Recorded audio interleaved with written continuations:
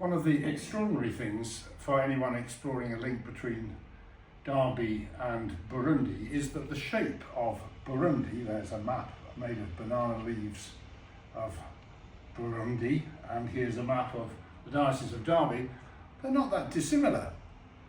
And there's other things about the geography of our diocese and of Burundi that are quite similar too. We have a lot of hills and valleys, steep-sided hills and deep valleys with quite a lot of water flowing. In Burundi, these have rivers flowing towards Lake Tanganyika, and when there's a lot of rain, water flows down the hillsides, and there are plenty of hillsides around Bujumbura. The water flowing down the hillsides often causes landslides and expands the sizes of the rivers, so that there are huge ravines appearing in people's farms and homesteads, even buildings disappearing down into these ravines. One of the other things about this area, and I'll just point out to you on the map where this is Lake Tanganyika, this is Bujumbura, the province, with the city at the top end of Lake Tanganyika. And the hills round on the edge in Bujumbura Rural are the focus of our harvest appeal. And last time we focused on Burundi, 2 years ago, we had a project called Trees for Life.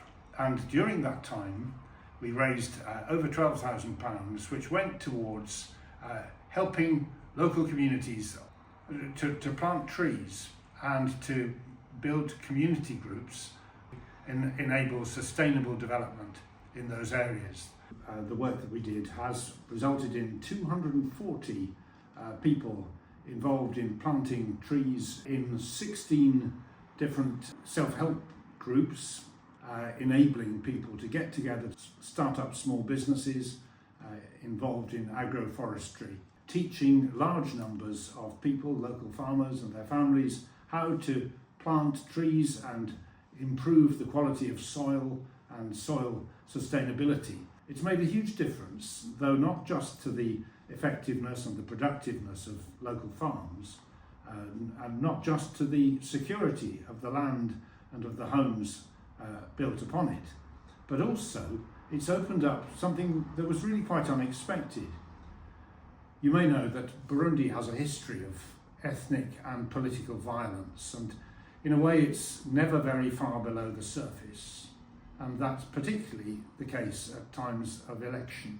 But one of the things about this project is that bringing together people from different ethnic groups and from different political persuasions around work that is for the common good, practical work, has meant that people have less time and less energy or interest in conflict, and they have found a common interest that has bound them together. And that's been really inspiring and a fantastic thing for the church to be doing.